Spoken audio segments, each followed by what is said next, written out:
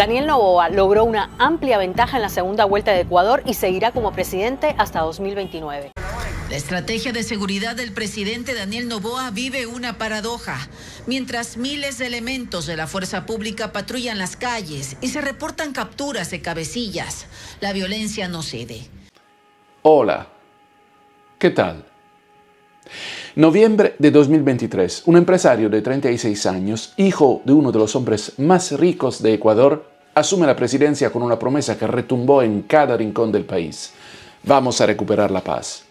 2 años después, Ecuador cierra 2025 como el año más violento de su historia. Más de 9.000 asesinatos, una tasa que supera los 50 homicidios por cada 100.000 habitantes. Las cárceles son búnkers de narcotraficantes y Daniel Noboa, el presidente más joven en la historia ecuatoriana que acaba de ser reelegido, mantiene una aprobación que apenas ronda el 40%. Pero aquí viene lo paradójico. Mientras Ecuador se desangra, todavía hay quienes suspiran por Rafael Correa, el expresidente que gobernó durante una década y dejó el país con una deuda pública que pasó del 16 al 45% del PIB. ¿Les suena familiar? Porque esta historia ya la vivió Europa y tiene nombre y apellido italiano, Bettino Craxi. Hoy vamos a desmenuzar cómo Ecuador llegó a este punto de quiebre, quién es realmente Daniel Noboa y por qué la nostalgia política puede ser tan peligrosa como una bala perdida. Vamos directo al hueso. Rafael Correa gobernó Ecuador entre 2007 y 2017, 10 años de la llamada Revolución Ciudadana. Y durante ese tiempo, muchos ecuatorianos sintieron que finalmente habían llegado a Primera División. Carreteras nuevas, hospitales relucientes, bonos para los más pobres y un presidente que se paraba en la ONU a cantarle las verdades a Estados Unidos. La economía parecía blindada, el petróleo estaba caro, China prestaba plata a manos llenas y Correa gastaba como si no hubiera mañana, porque efectivamente no lo hubo. Cuando Correa dejó el poder, la deuda externa de Ecuador había pasado de 10.000 millones de dólares a más de 60.000 millones. El gasto público creció un 150% en una década. ¿Y saben qué? La gente todavía lo extraña, todavía hay sectores que dicen, con Correa vivíamos mejor. Pero esta amnesia selectiva no es invento ecuatoriano. Sì, Milano, la città dell'amaro Ramazzotti. Milano che rinasce ogni mattina, che pulsa come un cuore. Milano del lavoro, tanto, troppo, ma prezioso come l'oro. Milano generosa che ti mangia e ti divora. Milano che ti adora. Ahora, démosle un salto al Atlántico, Italia, años 80. Bettino Craxi, líder del Partido Socialista Italiano, se convierte en primer ministro, un partido chico, sin el peso histórico de la democracia cristiana, esa ballena blanca que dominaba la política italiana con sus 1000 corrientes internas que parecían mini partidos independientes. Pero Craxi era ambicioso, brillante, carismático y se alió con esa ballena. Durante su gobierno, Italia vivió un espejismo de prosperidad. Milano se convirtió en capital de la moda europea, el país parecía moderno, dinámico, exitoso, pero por debajo, Craxi estaba dinamitando las finanzas públicas. La deuda italiana se disparó del 60% al 100% del PIB. Cuando explotó el escándalo de corrupción, manos limpias, en los 90, Craxi huyó a Túnez, donde murió exiliado. ¿Ven el patrón? Correa, como Craxi, tenía una mente brillante. Ambos eran oradores excepcionales. Ambos construyeron consensos imposibles. Correa con sectores empresariales y movimientos sociales. Craxi con democristianos y comunistas. Ambos dejaron una percepción de riqueza que no se sostenía entre los números. Ambos dejaron una percepción de riqueza que no se sostenía en los números. Y ambos mostraron que ese del complejo de inferioridad latinoamericano hacia Europa es puro cuento. La política, en cualquier latitud, es simplemente poder, y el poder corrompe las cuentas públicas sin importar el continente. Si este análisis te está sacudiendo lo que creías sobre Ecuador, dale like y suscríbete. Lo que viene es todavía más pesado. Como un país relativamente tranquilo, se convirtió en el epicentro del narcotráfico en menos de una década. No te lo pierdas. Para entender cómo llegamos a Noboa, tenemos que recorrer el desastre que dejaron sus predecesores. Y aquí empieza el verdadero descenso de infierno. 2017, Lenín Moreno, ex vicepresidente de Correa, gana las elecciones. El correísmo cree que tiene un títere, se equivocan. Apenas asume, Moreno rompe con su mentor, destapa casos de corrupción del correísmo, implementa políticas de austeridad para intentar sanear las finanzas públicas destrozadas y Ecuador entra en recesión. Pero mientras todos miraban la pelea política interna, nadie vio lo que se gestaba en los puertos. Porque Ecuador tiene 3 puertos clave en el Pacífico: Guayaquil, Manta, Esmeraldas. Y está justo entre Colombia y Perú, los 2 mayores productores de cocaína del mundo. Durante años nadie le prestó atención a Ecuador. Era el país tranquilo, el que no salía en las noticias, el aburrido entre los gigantes conflictivos. Los carteles mexicanos vieron la oportunidad de oro. El cartel de Sinaloa y el Jalisco Nueva Generación empezaron a usar Ecuador como hub de exportación hacia Europa y Estados Unidos. Pero no llegaron solos, cooptaron bandas locales. Los choneros, los lobos, los tiguerones, nombres que sonaban a pandillas de barrio, se convirtieron en franquicias del narco internacional con arsenales dignos de un ejército. Moreno intentó contenerlo, pero era demasiado tarde, las cárceles ya estaban infiltradas, el Estado ya estaba debilitado por años de clientelismo y corrupción. Y cuando llegó la pandemia, en 2020, Ecuador colapsó. Imágenes de cadáveres en las calles de Guayaquil le dieron la vuelta al mundo, el país estaba de rodillas. Y entonces llegó el banquero que prometió orden. 2021, Guillermo Lasso, empresario y banquero de derecha, gana la presidencia, promete mano dura contra el crimen, declara estados de excepción, moviliza las Fuerzas Armadas, pero el crimen organizado ya no era un problema de policía, era una guerra. Entre 2021 y 2023, más de 400 reclusos murieron en motines ultraviolentos dentro de las cárceles ecuatorianas. Decapitaciones, cuerpos quemados, vísceras colgando de los techos, vídeos que circulaban en redes sociales como cartas de presentación del terror.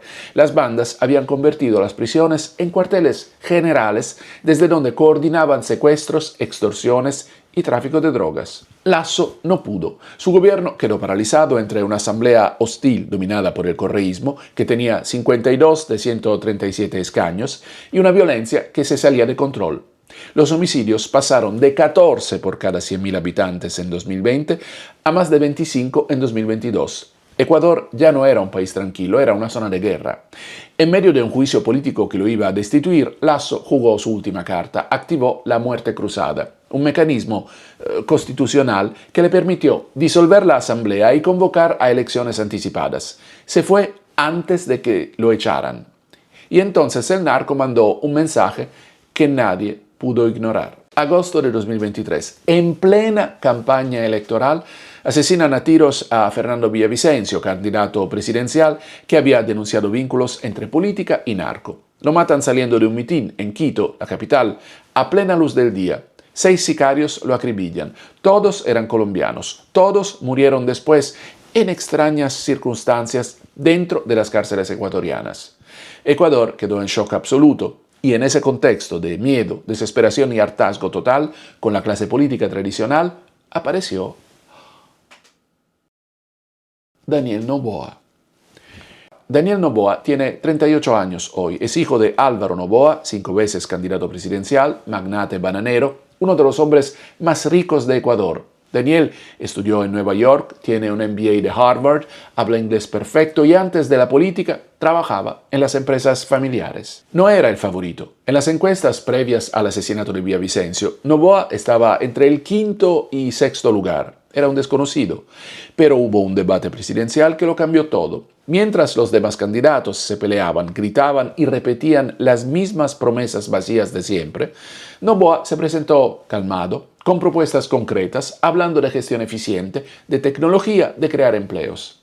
La gente vio algo diferente, juventud, imagen de modernidad, un discurso simple: soy diferente, no soy político de carrera, voy a recuperar la paz con gestión, no con populismo. En la primera vuelta de agosto de 2023, Noboa quedó segundo con apenas 24% de los votos, pero en la segunda vuelta de octubre aglutinó todo el voto anticorreísta, ganó con el 52% derrotando a Luisa González, la candidata de Correa. La apuesta era clara: el cambio generacional, alguien que parecía entender el mundo digital, la economía moderna, la gestión tipo empresa. El problema es que gobernar Ecuador en 2024 no era administrar una empresa bananera.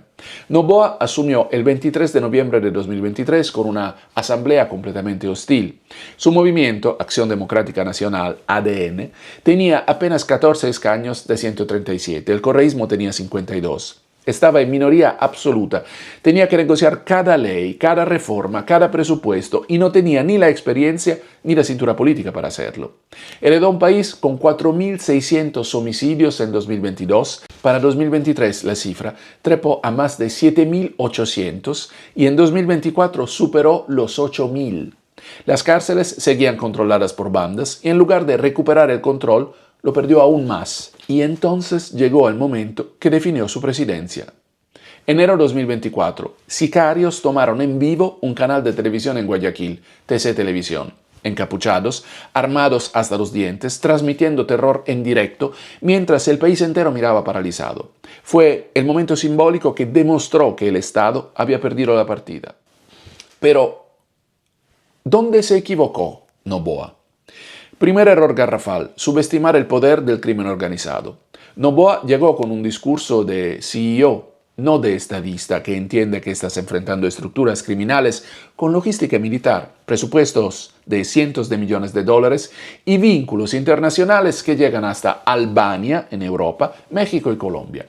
Su respuesta al asalto de TC Televisión fue declarar un conflicto armado interno y movilizar 22.000 soldados a las calles. Sonaba contundente, pero sin inteligencia sólida, sin depurar las fuerzas de seguridad infiltradas por el narco y sin coordinación regional seria con Colombia y Perú, fue tirar petardos al aire.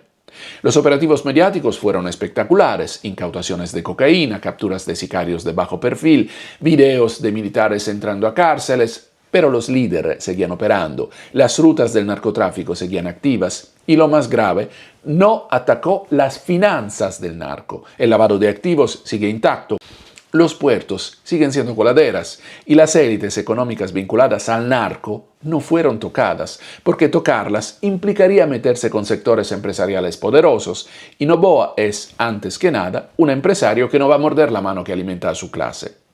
Y los números no mienten. El primer semestre de 2025 cerró con 4.619 homicidios, un aumento del 47% comparado con el mismo periodo de 2024.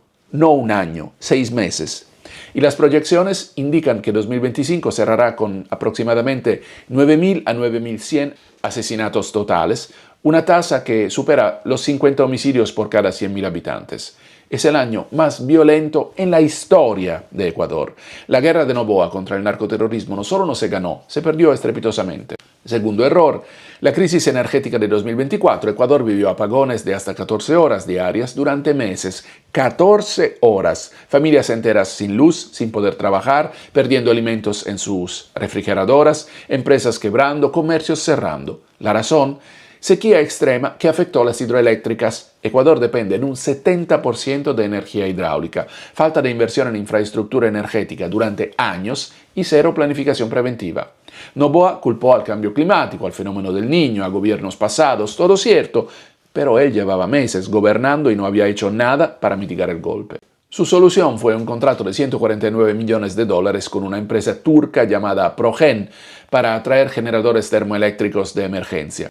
El escándalo, los generadores no funcionaron adecuadamente durante meses. Para 2025, con el retorno de las lluvias y la recuperación de la generación hidroeléctrica, Noboa ha prometido que no habrá más apagones en 2025-2026. El problema energético perdió fuerza mediática, pero dejó un sabor amargo de incompetencia y posible corrupción. Tercer error, el manejo comunicacional desastroso. Noboa se vendió como el presidente millennial, activó en redes, cercano a la gente, pero cuando la cosa se puso fea desapareció, canceló entrevistas, dejó de dar la cara y su equipo de comunicación se dedicó a publicar videos editados estilo TikTok, mostrando logros mientras el país se caía a pedazos. La gente no quiere memes, quiere soluciones. Cuarto error, la relación con la Asamblea durante su primer año. Con solo 14 escaños de 137, Noboa necesitaba alianzas desesperadamente. Necesitaba negociar, ceder, construir puentes, pero su estilo confrontacional, su poca experiencia política y su arrogancia juvenil le cerraron todas las puertas. No logró aprobar reformas clave de seguridad durante meses, no pudo tocar el tema fiscal de fondo, quedó paralizado hasta que convocó un referéndum en abril 2024, donde logró aprobar algunas reformas, permitir que militares operen sin estado de excepción, extradición de ecuatorianos, uso de armas incautadas, pero a un costo político altísimo. Y sin embargo, contra todo pronóstico, logró sobrevivir políticamente. ADN era una cáscara vacía, un movimiento armado a las apuradas en 2023 para poder inscribir su candidatura, sin militancia, sin estructura territorial, sin cuadros formados, hasta que llegaron las elecciones de febrero de 2025, donde se jugó la reelección y la renovación de la Asamblea. Noboa fue reelegido en abril 2025 en segunda vuelta, nuevamente contra Luisa González, pero con un margen mucho más estrecho que en 2023. La diferencia fue apenas del 0.2% y en las legislativas ADN obtuvo 66 escaños de los 151 de la nueva Asamblea, que asumió en mayo de 2025. El correísmo sacó 67. Ninguno tiene mayoría absoluta. Se necesitan 77 escaños. Noboa ahora tiene más poder legislativo, pero sigue sin mayoría. Y el correísmo está ahí, esperando cada error para atacar. Ahora, bien, seamos justos. ¿Hizo algo bien Noboa? Sí. En noviembre de 2025 inauguró la cárcel de máxima seguridad El Encuentro en Santa Elena, un penal de tipo Bukele, con capacidad para 300 a 800 reclusos de alta peligrosidad. Ahí están siendo trasladados los líderes de las bandas más peligrosas del país. Es un logro simbólico importante. Separar a las cabecillas del resto de la población carcelaria era urgente y finalmente se concretó. También logró cierta estabilización macroeconómica, la inflación se mantuvo controlada, una de las más bajas de la región, y consiguió un acuerdo de libre comercio con China que podría abrir mercados para productos ecuatorianos, aunque los efectos reales se verán a largo plazo. El referéndum de abril 2024, a pesar de lo polémico, le dio herramientas legales que antes no existían para combatir al crimen organizado, y lanzó programas de empleo juvenil y modernizó algunos trámites estatales digitalizándolos. Pero acá está el problema de fondo. Cuando tu país cierra 2025 como el año más violento de su historia, con más de 9.000 asesinatos y una tasa superior a los 50 homicidios por cada 100.000 habitantes, cuando las bandas siguen controlando territorios enteros de Guayaquil y Esmeraldas, estos logros suenan a migajas. La gente no vota por inflación baja si sus hijos no pueden salir a la calle sin miedo a que los levanten. Y aunque Noboa logró ser reelegido, su aprobación actual ronda apenas el 40%. Se estabilizó tras el rebote postelectoral, pero sigue siendo un nivel bajísimo para un presidente recién reelecto. Entonces, ¿qué nos deja la historia de Daniel Noboa hasta ahora? Primero, que la juventud, el MBA de Harvard y el apellido millonario no son suficientes para gobernar un país en crisis existencial. La política requiere oficio, cintura, capacidad de negociación y, sobre todo, entender que el poder no se administra como una empresa bananera. Segundo, que la nostalgia por gobiernos pasados, sea Correa en Ecuador o Craxi en Italia, suele ignorar las bombas de tiempo que dejaron plantadas. La percepción de prosperidad no es lo mismo que prosperidad real, y las cuentas públicas no mienten, aunque los políticos sí. Tercero, que el crimen organizado transnacional no se combate con operativos mediáticos, estados de excepción permanentes, ni videos para TikTok. Se combate con inteligencia de primer nivel, cooperación regional efectiva, atacando las finanzas del narco y, sobre todo, reconstruyendo el tejido social que el narcotráfico destruyó durante años de abandono estatal. Pero hay una lección más profunda aquí. Ecuador no necesita más jóvenes en el poder, necesita instituciones adultas, necesita un Estado que funcione más allá de quien ocupe el sillón presidencial, necesita dejar de apostar por salvadores carismáticos, sean socialistas como Correa o empresarios como Noboa, y empezar a construir sistemas que sobrevivan a las personas, porque al final la promesa millennial terminó en tragedia generacional. Los que votaron por Noboa en 2023 buscando un cambio, hoy entierran más muertos que nunca. Y los que siguen suspirando por Correa olvidan que fue precisamente el debilitamiento institucional de esa década lo que abrió la puerta al narco. Noboa acaba de ser reelegido por un margen mínimo, tiene una nueva asamblea desde mayo 2025 con más fuerza legislativa, pero sin mayoría. Le quedan 4 años más, pero el reloj corre, las balas siguen sonando más que nunca y la paciencia de un pueblo harto se agota. La pregunta ya no es si Noboa puede salvar a Ecuador, la pregunta es si Ecuador puede salvarse de sus propios espejismos. Si llegaste hasta acá, déjame tu opinión en los comentarios. ¿Crees que Noboa puede revertir esto en su segundo mandato o Ecuador necesita algo radicalmente diferente? ¿Y qué opinas de esa nostalgia por Correa que sigue viva? Suscríbete para más análisis sin filtro de lo que realmente pasa en América Latina. Y nosotros nos vemos en el próximo. Chao y suerte.